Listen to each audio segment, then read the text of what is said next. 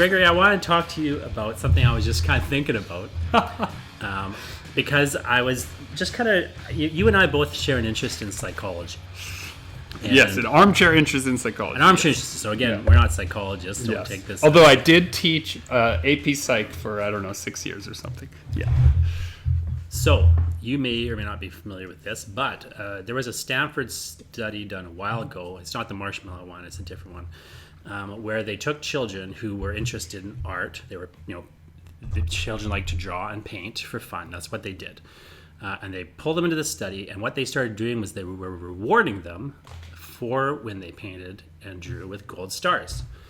And then what happened of course, is the children get used to being rewarded for the thing they were just pursuing independently. Then they take away the gold stars. And what they saw was the children stopped, or at least decreased the amount of time they spent writing not writing, but drawing and painting, on their own volition. They had gotten, in other words, the dopamine had kind of rewired itself a little bit towards the reward, as opposed to being intrinsically rewarded by the activity, and therefore, pursuing it more often and fully, and just getting more enjoyment from it. What it made me think about as a corollary to writing and art making is that there's a kind of interesting, weird irony in the art life, I think, where as you kind of, get into it because you love it and you're pursuing it and you're, just actively enjoying the activity. And then what happens, of course, is you start, try to put your stuff out there in whatever form, and you start to get rejection, right? Either you get it from your friends or your family, or just literally from editors, experts, or other professionals and so on. You start to get the rejection, and there are sort of three things that happen, I suppose, in that scenario. Now, from a psychological standpoint, that kind of rejection is what's known as punishment. Like Skinner would call it punishment, right? You're being punished for your activity, and so some people respond to punishment by ceasing the activity. So some people just stop; they can't handle the rejection. In other words. Other people, though, persist in spite of the rejection. They just find it more enjoyable to continue the activity. But what they do is they stop setting their work out. So they maybe pursue, their writing or art making as a personal activity, but they quit trying to professionalize. So they don't necessarily they don't pursue a career anymore, but they're still doing it, right? And there's also, though, this class of people that persist despite the rejection at the professional activity and the personal activity. Eventually they start to succeed. Now, I think the interesting irony about that is what you start to get into is a situation where now, instead of punishment, you're being rewarded.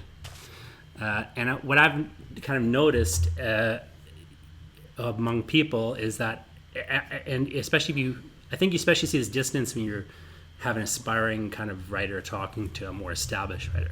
What you'll notice is that the more established you get and the more success you have, the more you kind of, it's not that you stop enjoying the activity per se, but that it's easy to get caught up in those rewards and whether or not you're having success.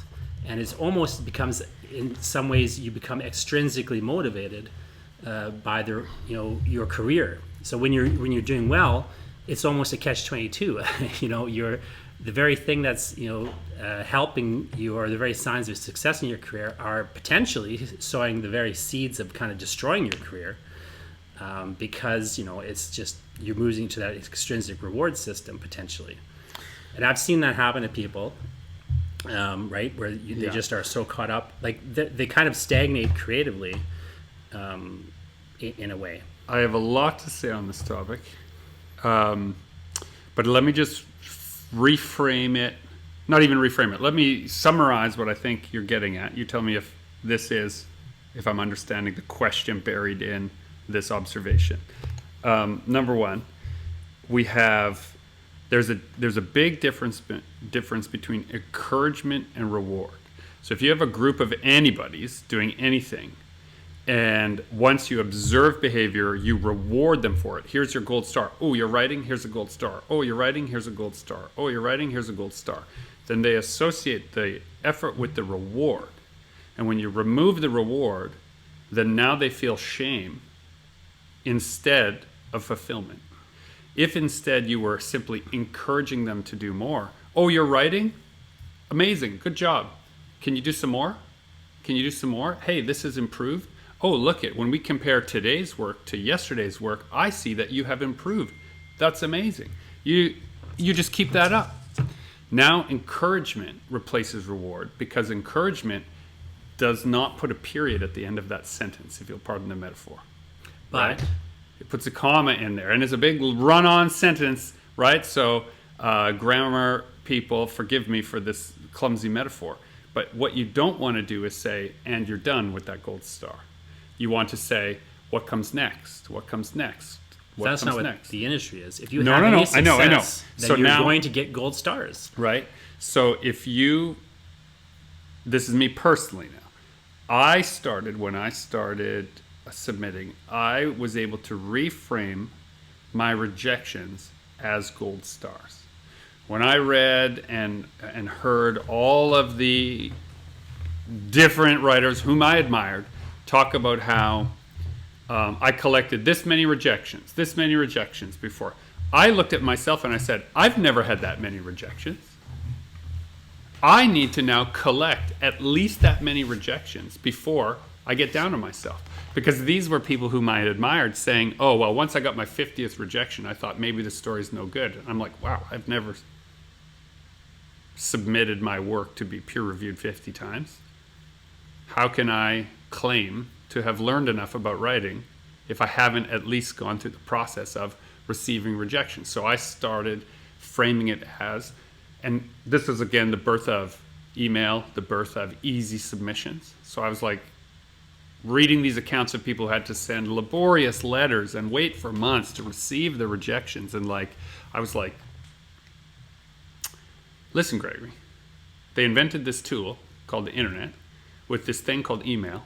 So I can start receiving rejections much faster than any of my heroes ever received rejections.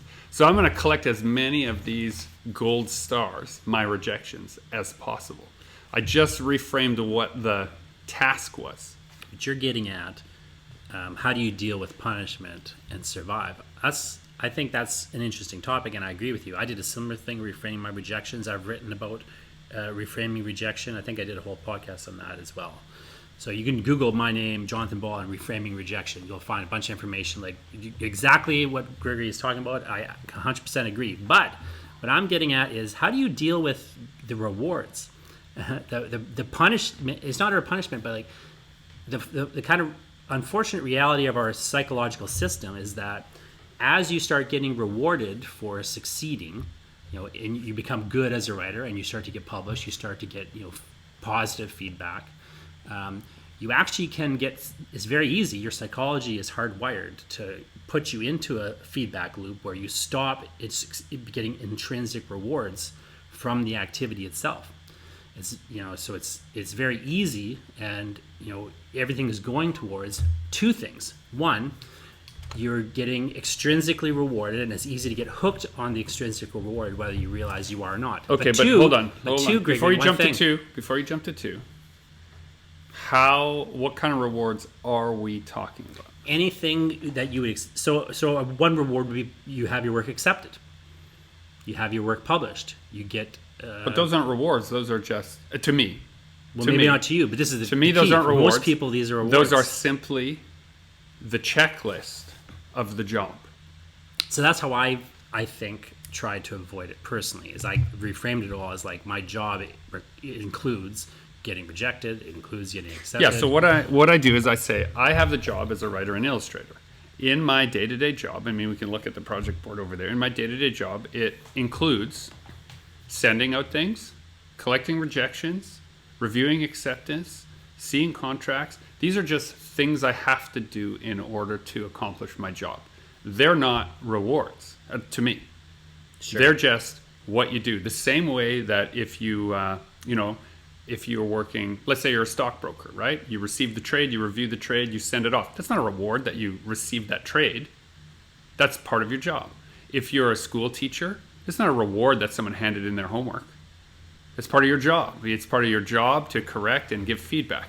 It's not a reward that you manage to walk into the door of your job. You're not instantly paid by walking into the door of your job. It's part of the contract that you're under. So you have to also have get that. a literal award. Like, this is the thing that I find interesting. We were talking to David Robertson the other day because we were at the con and he popped over to do some signing and stuff. He A was man right who has beside received me. every award you can receive. He made a joke. I was like, I introduced him to my daughter, who's been him before, but just a reminder of who he was because he cuts hair and was wearing a toque and stuff. So I was like, this is David Robinson. He's won the Governor General's Award. And he's like, I won too. And he just kind of, but David doesn't give a shit how many awards he won. Yeah. He's the guy like that. He's a man of integrity. Yeah. And also good humor. But I also, we were remembering the time that we were sitting at the awards ceremony for the Manitoba Book Awards, and me and him, I was saying to Jesse, you met him before. He was sitting next to us at that award when I won that Crime Wave Award. Remember? Because right. I had published this book called John Pays' Crime Wave, which won this big award in Manitoba.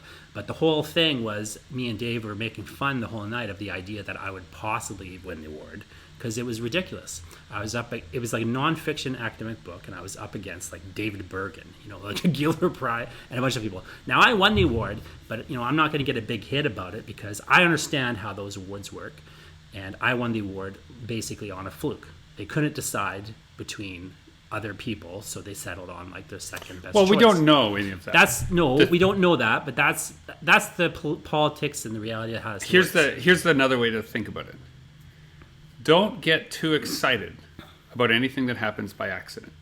Well, yeah. So I mean, Right? it's on accident. purpose in a sense, but like it's a good book and everything. Like the things that were up to you were research the book, write the book, submit the book for the award. Those are the only things that you have control over. Beyond that, everything else is now. But it is a career where you can literally get awards. Sure. It's easy, I think. Sure, and I've received many, and I love it when it happens. But all that's happening is that I'm playing the lottery. And the price of the ticket in that instance is you had to do the research, you had to work on the book, you had to finish the book, you had to submit it for publication, and it had to exist in the world in order to be reviewed. That was the ticket cost. Right? So of course you're going to play the game if you have the tickets. If someone says, we're going to play a 50-50 draw, do you want some tickets? You buy the tickets and you hope for the best. This is what publishing is. Everyone who's bought a 50-50 ticket in any of those awards, like if you take the Nebula Award, what they all have in common is they finished the book, right? They handed it in. Somebody liked it enough that it got reviewed favorably enough to be presented to the awards committee. After you turned it in, none of that was up to you. Well, my kind of question, I think, in this all really is, writing or art making, like if you're going to professionalize and try to make a career out of it at any level, you're now sort of in a career where if you're doing well, even in small ways, you're constantly getting this reward feedback that you have to not pay attention to. And how do you do that? Like, I mean, again, I think you and I are kind of similar in this where I have a story. We've gotten good at reframing a little bit. I have a story. So my grade one, and I mean, technically this is a matter of public record, but so people could look this up if they were clever enough. But my grade 1 and 2 teacher, Miss Joanne Wilson, whom I love deeply for the efforts that she made to kindle the little flame of creativity that I had. Much of that work was erased by the efforts of my grade 3 and 4 teachers, whom, through systematic and careful attention, tried to break me of habits that included using my imagination, expressing myself, or doing anything with my time that wasn't what they prescribed I do with my time. And I can remember very clearly in my grade 4 class, a teacher, who, once I'd handed in a worksheet, marking the worksheet, probably got, actually I think I remember, it was like 4 out of 12 on the worksheet. Turned over the worksheet and saw a drawing of a dragon on a hoard of treasure that I had drawn. Flames bursting out, something I'd seen probably at the back of a heavy metal magazine, right? and said, wow, this is really great. And then turned it back over and wrote F on the other side of the paper and handed it to me. That's such a great metaphor. So we're not going to receive the rewards we want for the efforts that we put in. So you need to separate yourself. But you might. That's the right? problem, I think. What I knew was that it being marked right there on the spot meant I got the drawing back. Right? If it had gone into the pile, I would have never seen it again. And so I still have that. My mom kept that drawing, right? And when she passed, I got this bin of stuff that she had kept from my childhood. And in amongst these things was this paper with an F on it and a drawing of the dragon that she knew I was proud of, right? So in the trajectory of your life, you're going to get extrinsic attention on your work all the time, right? And you should only take the criticisms from the arenas of people who are standing on the sand with you, right?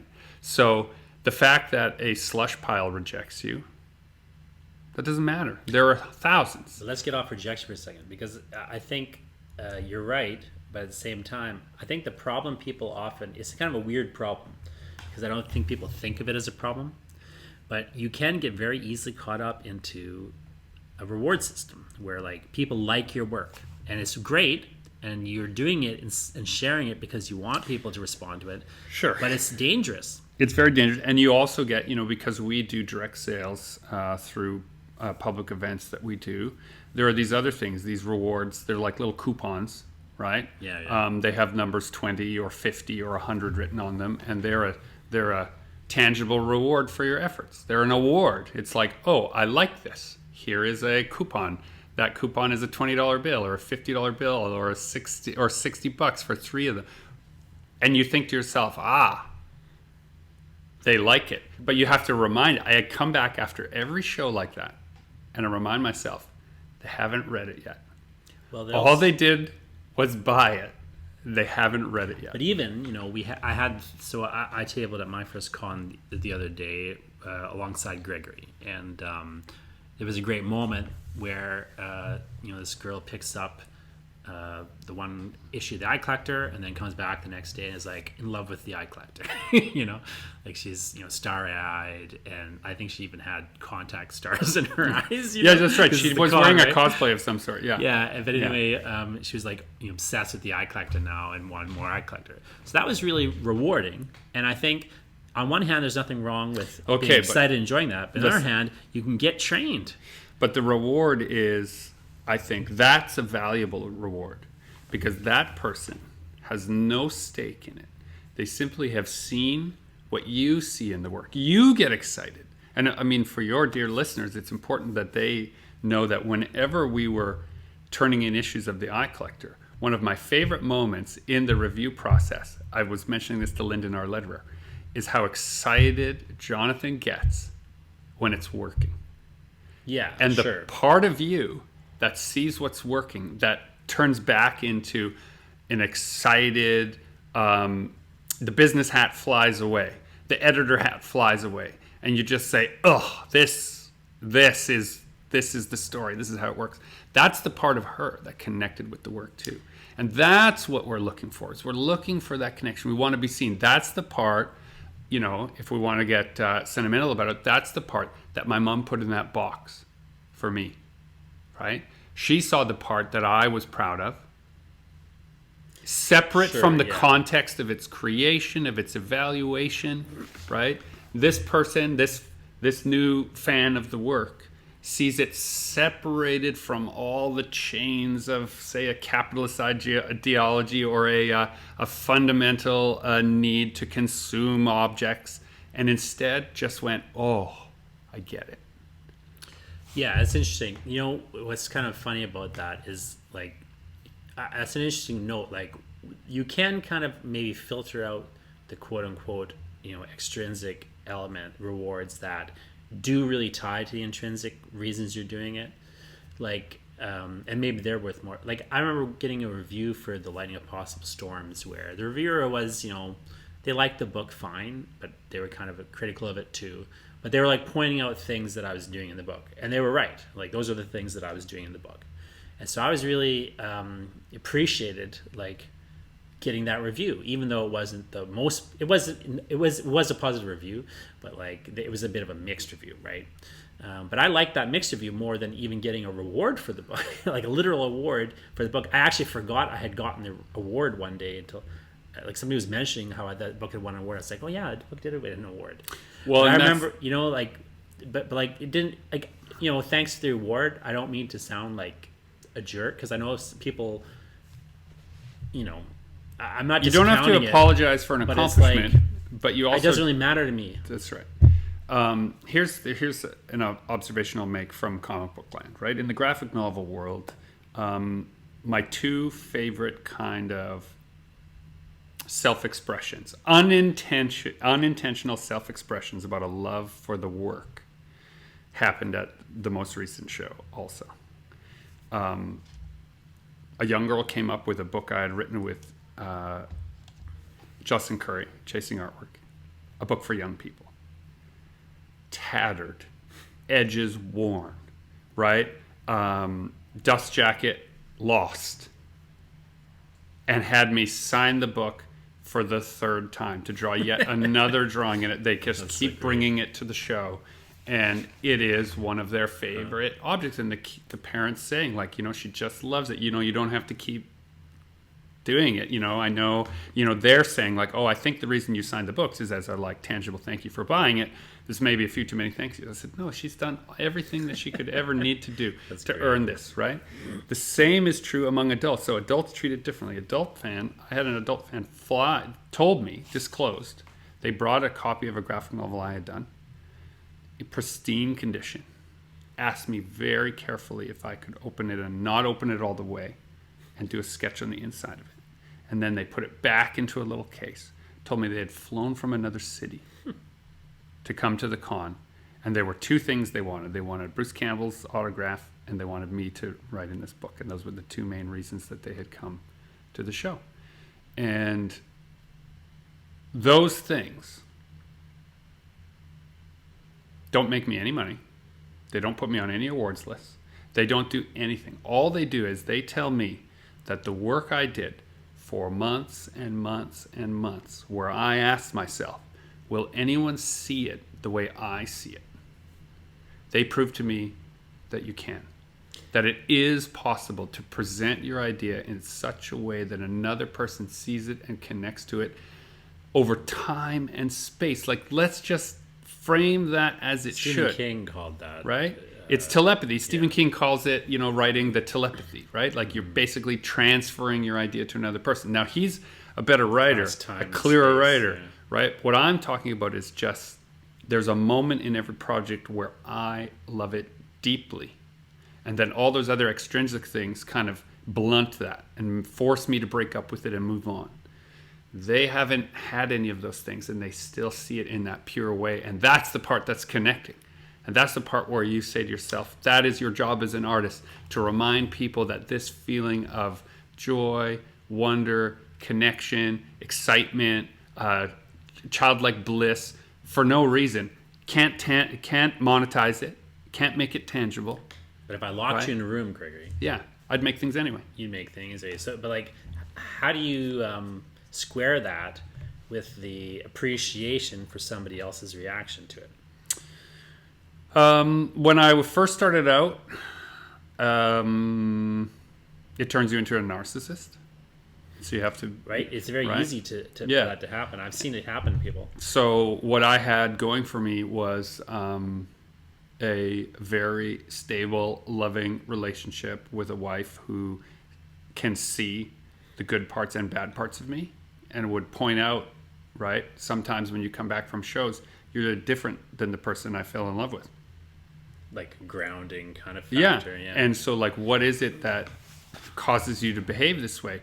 Maybe, right, you're getting a big head about the wrong thing. My friend Suzette is up for the Giller Prize right now. So by the time you hear this, it'll probably be announced whether she won or not. But she was being toured around, the country by the Gillers and everything. She's on the short list. And so she was here in Winnipeg, and I went to go see her at the event. And I was saying to her, like, how are you dealing with everyone praising you, because she's like not much for getting praised. Yeah, she sure. just likes to buckle down and be in her little box and do It's the fair work. to say, I think that many of the Giller Prize nominees are like weaponized introverts. Yeah, right.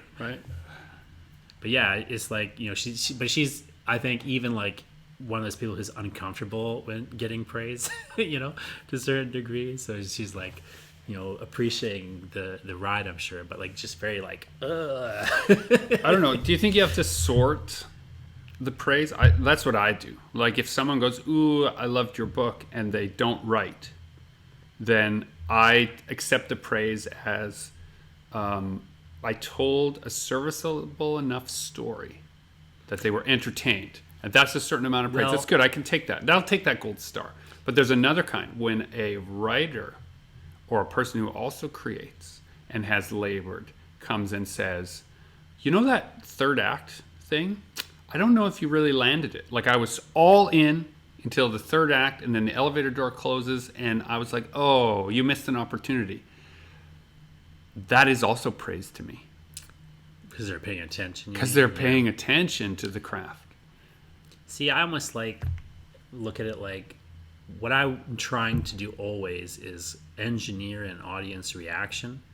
Sure. I'm doing a lot of specific things to get specific reactions in specific places. So when I get that reaction, I find it very, rewarding. When I don't get that reaction, I don't find it rewarding.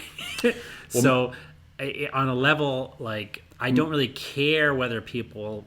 I think it's sometimes comes across weird when I say this to people, but like I don't care whether people are excited about the book or like it or not or love it or whatever. I want to know, did I do it properly in my mind? Like, did I properly construct the book? I'm looking for feedback that determines whether or not I did it right. And that may mean you hate it on a certain level. Sure. Well, I mean, you can have it. An example of that would be there was, when I was in Quebec, there's a language barrier. I don't speak any French. I had brought a friend with me to translate, and they were off getting lunch. So a woman comes, and basically what I can explain to them is I have some fantasy, I have some superhero, and I have some horror stories on the table. And she says, "Ooh, fantasy, ooh, superhero, yes, yes." Reaches for a book, opens it up. Her face scrunches up. She literally shook her head trying to like unsee a thing that she had seen in there. Yeah. Right? And I go, "Oh, I'm sorry. That's the horror book." And, I don't speak French, but I could understand enough French to be like, I detest horror. Right? Ugh, Yeah, this one's bad. But to me, that was like the gold star. Someone who didn't expect it to be horror opened it up. Reading the book. That's what I mean. Yeah. And it was like, oh my gosh, that looks so scary or gross. I don't want to look in it anymore. That's the look you're after from a person who doesn't consume horror, and it isn't appreciating it for the craft. They're just the salacious nature of it is what repels them, right? But that was to me a strong endorsement for the work, even though she was scared away from that section of the book rack, right? Can you think of any I feel like it'd be nice to end up with just some kind of concrete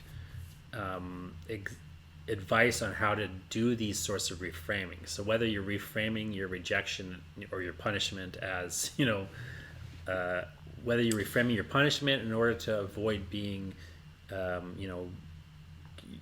your creativity destroyed, or whether you're reframing your praise in order to avoid, your creativity being poisoned. Like, do you have like things you do or things you have seen others do that really helps to keep the intrinsic motivation? Yeah, because that's the real difficulty. So sometimes when I have to ways. talk myself down from the ledge, I remind myself that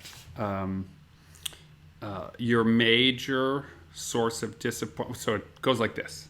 We've all heard this, right? Disappointment is the difference between expectation and reality, right? That's where disappointment comes from. You expected one thing, you got another, you thought it was going to be so great, but it was just reality, and now you're disappointed. That comes from self-deception. And so I try to tackle my self-deception before I start a new project. And so this is what I will literally write this down. My wife sometimes finds, and my kids sometimes find, these notes that I will make either before a meeting or before I start a project, where I've written down the thing I'd want most from it, right? And this is how I think about it. If you don't want to be deceived, know what you are hungry for. Write down all those things you are hungry for, all those things that you feel you're starved for, whatever those attentions are. Write them down. Look at them and recognize that there's a self-deception at work, and that you will agree to anything in most cases that will allow you to feel like you're getting closer to that. You will not have discernment in any decision making related to things that seem to present you what you are hungry for. Sure. I forget the term for that, but in psychology, I know they sometimes, in CBT, I think it is, they advise you externalize and then look at the absurdity of these things. Okay, so the only thing I'm dropping straight from the course now. So I've just been using my own experience, right? I did teach AP Psych for a long time. Wilhelm Wundt is the first question on most of those AP Psych exams. He was the sort of considered the beginning of psychology as a profession. And he was popularized by the notion that introspection is the key to health. And I think if you look at any psychology, it still boils down to this notion. Introspection is the key to health. Understand what your motivation is, where it comes from, look for the trigger of that motivation. If you want to think about it in terms of chemical triggers, dopamine, fine. Where do you receive joy, right? And if you're going to receive a lot of joy when someone tells you, I'm proud of you, or I'm jealous of you, or I'm impressed by you, or I saw your name in the paper, or I saw your name in a review, or you got to watch out. Yeah. Because people can use that as a lever to separate you from your integrity, from your joy, from your love, from your family, from all those other things. You also have hedonic adaptation, which Sure. maybe you want to explain to people as the previous psych. Well, I teacher. mean, it comes down to this notion of hedonism, right? That the basic constituent part is that you go towards pleasure and you go away from pain, right? And so those adaptations you make are all about getting more of the things you love. But specifically, that if things are going well and nobody's weaponizing, your dopamine against you, if you're getting all the rewards that you seek, you can still have this flaw in your psychology, which psychologists call hedonic adaptation, which is that you get used to the new level of reward. And then you seek a higher level of reward. At a certain point, it's almost like being, in addiction scenarios. I mean, it is literally chemical addiction to dopamine, and then you get used to that baseline, and you seek a new higher baseline. Yeah. So all of a sudden, winning an award doesn't do it for you anymore. You need to, you can't, selling 1,000 copies was your dream, but now you're not satisfied unless you sell 10,000 copies. Sure. So it's dangerous to get caught up in that sweep. So so all of psychology is about picking a group of psychologists that you decide these are the guys or people who know it, and then deciding you're going to look at all problems through that lens. Another lens that looks at that hedonic idea looks at it from a perspective of mood congruency. Sure. It's our tendency to do this time whatever we did last time in the same situation, right? And our mood will now match it. So if you are disappointed by success, then you're more likely, when presented with success, to be cynical of it. In fact, a lot of therapists will say, if you're having a problem in your life, just do the opposite of what you've been doing. Right, and it's not the George Costanza rule, but that's the joke of it, right? It often works simply because sometimes we get caught into that mood congruent chain of events. And so one mood congruency that I have to worry about in myself is that I love collaboration. Nothing gives me a better dopamine hit than the first steps of a project where everyone is like laying their ideas out, and then we find the places where our ideas create a constellation, and then you draw the little lines and you say, this is what that looks like. I love that. And so where I have to be careful is if interesting people invite me to collaborate, my default answer is yes, because I so crave that. And so now I have to make sure that lately what I've been doing is I don't say yes to any collaboration. I only initiate collaborations. And that's how I've got some control over that. It used to be in my early career, anyone who asked me to work on stuff with them, I'd be like, yeah, and you would just go running off after the new idea. Now I have a lot I'm trying to accomplish. And so now I look for people who I think have the capacity to do it. They'll be fun to collaborate with. They are people of integrity and honesty, and that's who I seek out, so that I'm not convinced by those other things I'm hungry for. Right? It's the way I frame it. Right? So we did the She-Wolf together. We had done so much good work on the Eye Collector. When you were saying, let's do this other thing, of course the answer is yes, because all those other gates were through. Right? So I get to unabashedly give in to my hunger for that new thing without worrying about all those other things I have to be careful of. Are they just going to take my time? Are they just playing to my ego? Are they just trying to get me to do work for them that then they can take credit for? I don't have to worry about all that kind of stuff. We've got that all figured out. So now we're just doing another thing, and it's great. And you can see people who are involved with the same editors, the same publishers, the same filmmakers, the same actors. You can see it all happening, where they realize who their people are so that they can chase those hungers safely. That's what a pack is, right? A pack goes after the thing they're hungry for, and they all work together, right, to bring it down. That's what we're after, right? I'm just tying it to your She-Wolf metaphor here. Right? And speaking of tying things up with the She-Wolf, thanks for talking to me about this. And please check out She-Wolf at shewolf.ca. And keep writing the wrong way.